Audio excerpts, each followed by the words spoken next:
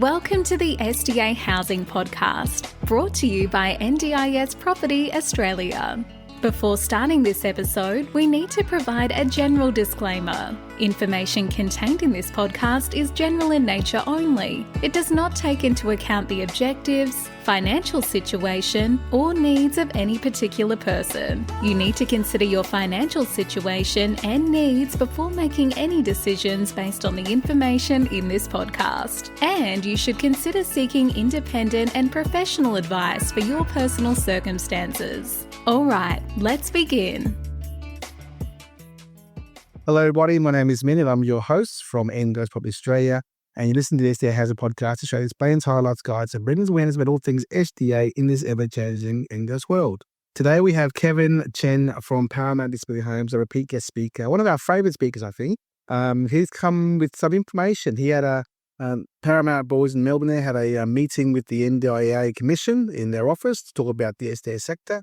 And we're here to dissect and hear what Kevin and Jonathan and the boys in this office talked about with the NDIS. So, Kevin, welcome today.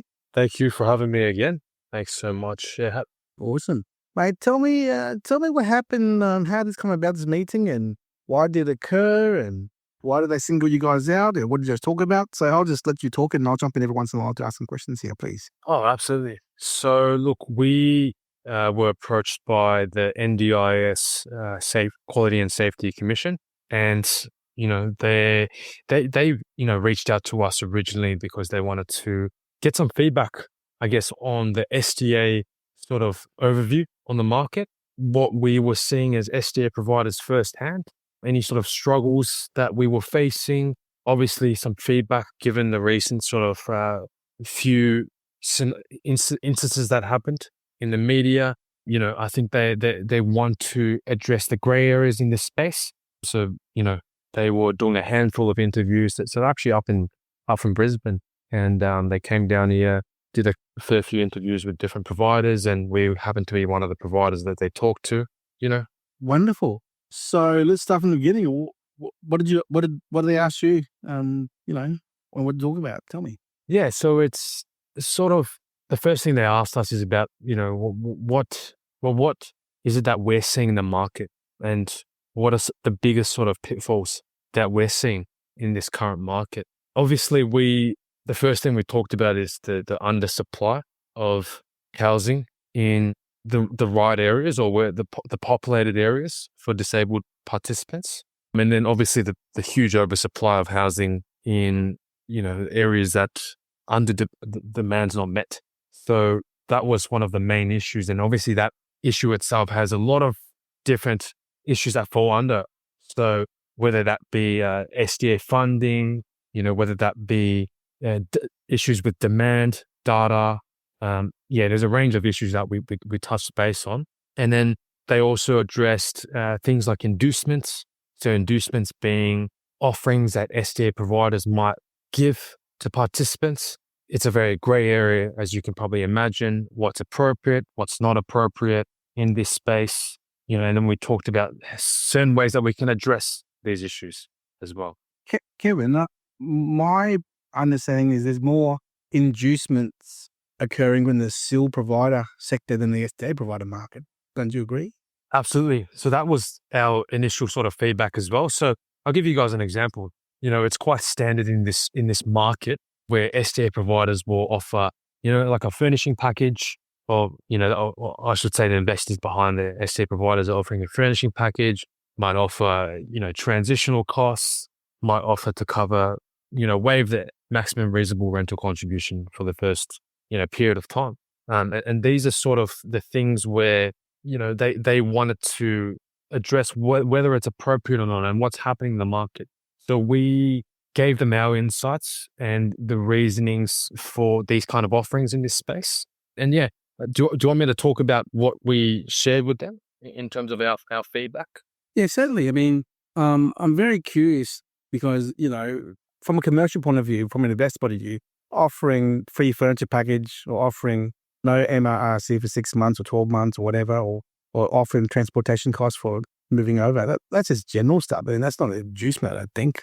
That's probably a little bit too, I'm not too worried about that, I guess. But I'm more But I think we are all more curious to know what things did you dig into the NDIS and give me your serious thoughts about, still SDA separation, compliance changes or whatnot. So the juicy stuff I want to hear about is why I'm recording this interview with you, Kevin, Yeah, definitely. So I think one of the main issues that I addressed to them, inducements was definitely not one of my main concerns because as you said, I probably wouldn't call it an inducement as well. But I think there's definitely a massive pitfall in their understanding on the SDA market because it's a privatization of the healthcare industry, right? So you come into the private sector to find investment.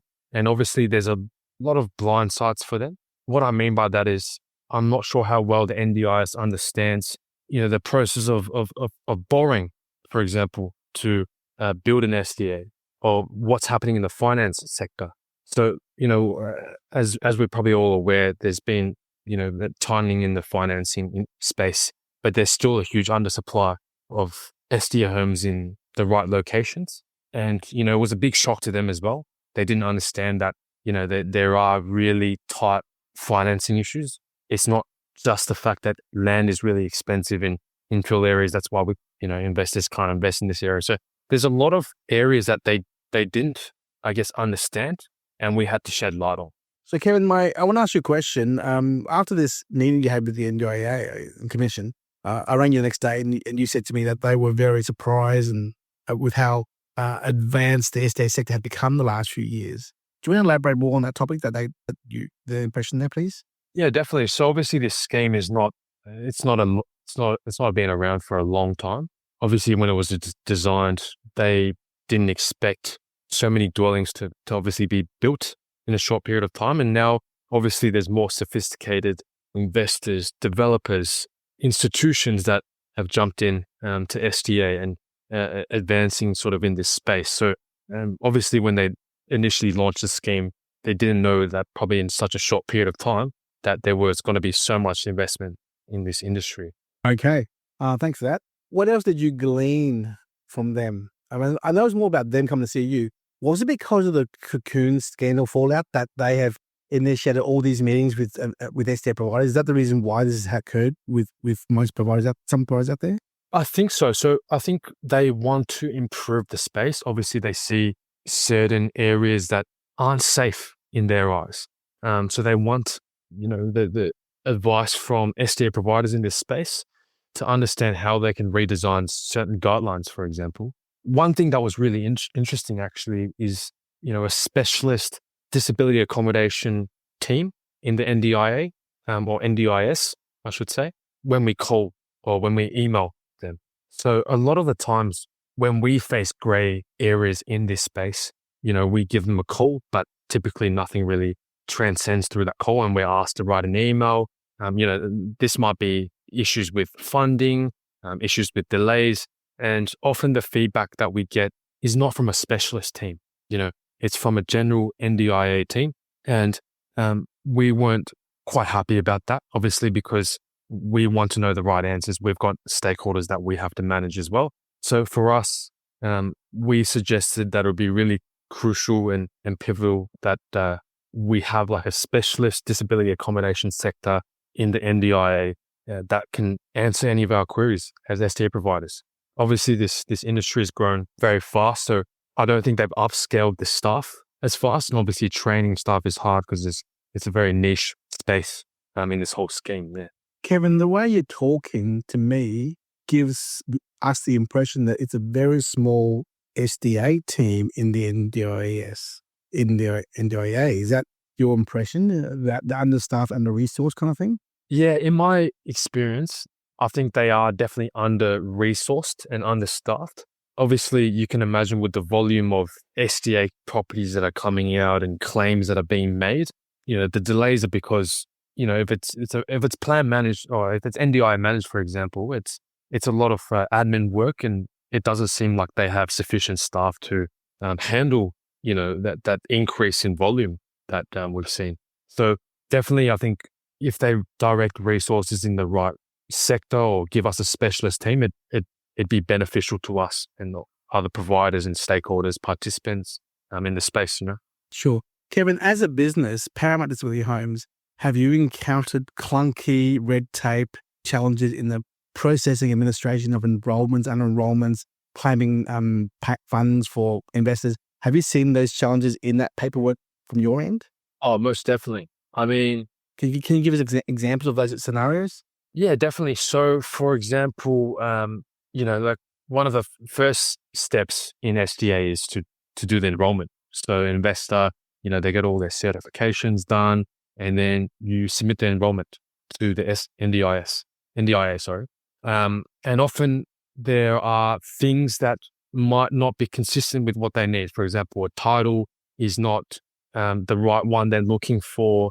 There might be inconsistencies in the certificates. The as-built certificate is different to something that's on a design certificate. The evacuation diagram is not accurate, but, and by that time, a participant's on the other side waiting to move into the property. And by the time that we submitted all these documents, it's already been a couple of weeks and they come back to us and say, look, this is insufficient, and by the time we get those documents ready and submit it back, there's further processing. So there's further delays in just enrolling the property. So it should be a very simple, straightforward task. It shouldn't take 28 days to process, but it sometimes takes even longer than that. Wow, yeah. I've heard some shock news stories out there for sure. I want to go off track here. This is not relevant to your meeting, but I want to ask you this question. With funding for participants and housing, you might have a one-to-one SDA funding approval for a participant, but their SIL funding is 1-to-3 funding SIL funding. Yeah. Why do they do that? Is that common to see that? And how do you overcome that 1-to-3 care funding, whereas 1-to-1 housing funding kind of thing? Yeah, great question. So the reason that's quite common is because the SIL and SDA funding weren't approved at the same time. Okay. So they most likely would have put the SDA application in after they got the SIL funding. And obviously when you resubmit for a change or a review on the plan, you have different sort of, different set of evidence. You might have used a different occupational therapist. You might have used a specialist support coordinator in that instance. So there's a lot of inconsistencies in plan, like you mentioned. So you might have, 1-to-3 SDA funding, but 1-to-1 care. So if you bring in another participant in the house, you need 2 support workers in the house. So that one support worker may not be able to look after someone that's 1-to-3 ratio because it takes away from the first participant. So Gotcha. In those instances, what we do is we let the participants stay in the house, but we would probably put them in a appropriate setting. For example, an apartment, right? They get into an apartment and then we resubmit a change of circumstances to update their SDA funding to match with their SIL funding. Sure. Hey, back to the topic at hand. Did you talk much about Cocoon with the NDIA? Oh, I mean, we didn't even name drop them, but I think it was quite, I think one of the main reasons they came to talk to us was because of that incident. They're realizing there's actually a lot of safety concerns in this sector, although it's very niche and they've never really directed too much attention to the SDA sector. So it's always been sort of SIL or, support coordination, but SDA has never been their key focus. And it's good to see that they're sort of starting to dig in a little bit more in this sector. But yeah, I think it's definitely after that scenario. Sure. Did they discuss any strategies or supports to address the current challenges with SDA vacancy rates and the funding complexities, especially for participants with the complex needs at all? Well, I think to address vacancy rates, they simply don't really care. I mean, why should they care? I think, they all they can control is the funding that they provide to participants. And they obviously leave the choice and control up to the participants. But there were some suggestions that I made to them in terms of how we can incentivize, more supply in the right areas. And that's to increase funding for participants that want to live in. Location factor?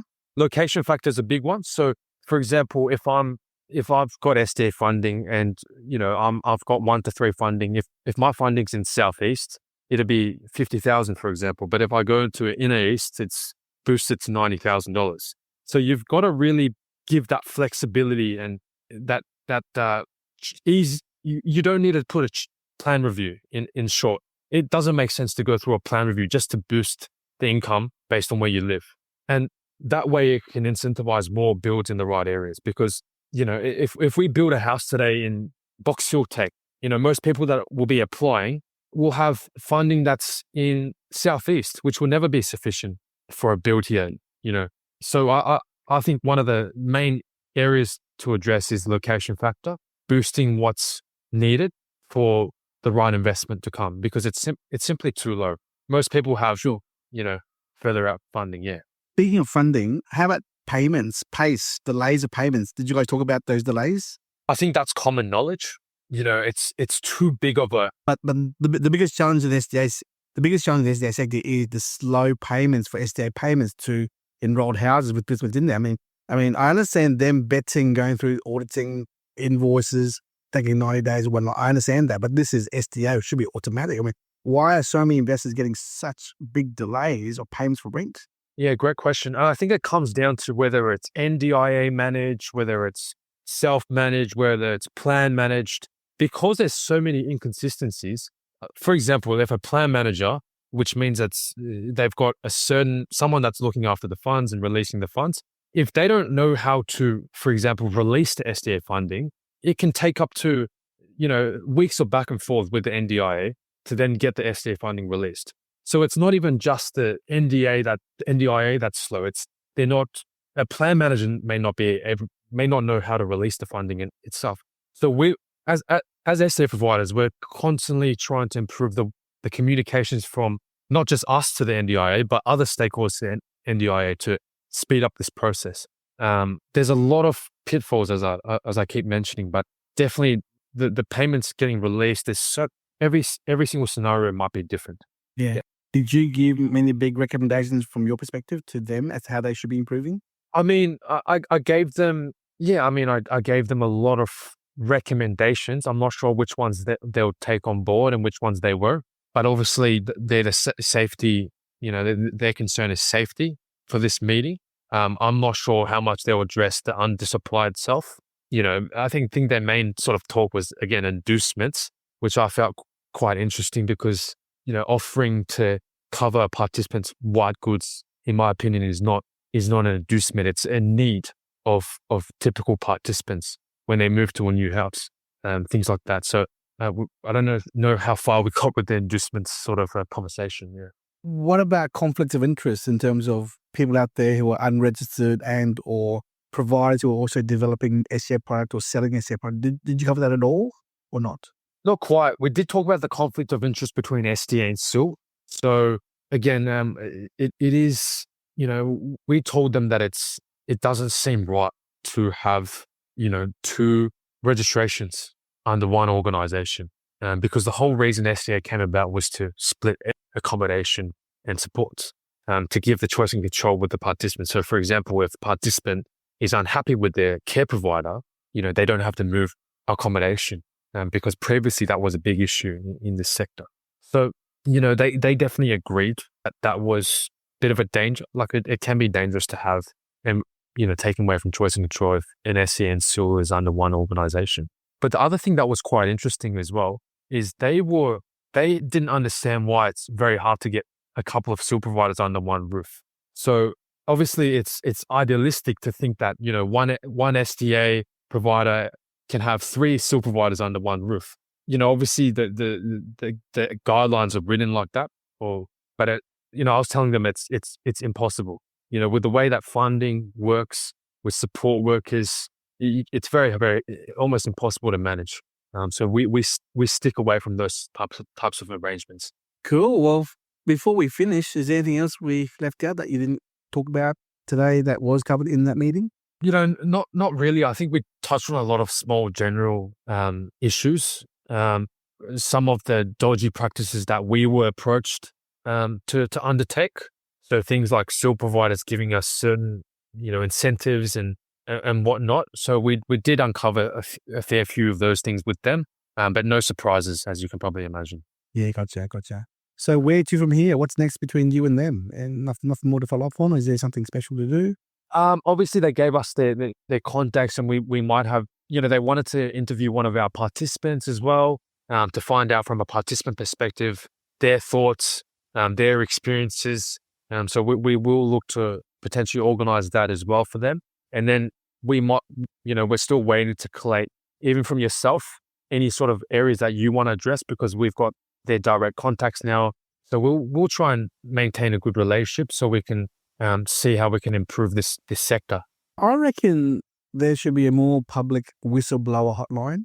So that if people are aware of, questionable activities in the NDIS market with respect to SDA, and they should be able to give a call to tell them about the story, because as we know with the Cocoon scandal, I mean, geez, there was enough whistleblowing the last 2-3 years there that they did nothing anyway with, So I hope that this is just not a PR campaign for them just to go out and say, hey, we're out here to talk to you about what can be done, but really nothing actually happens anyway.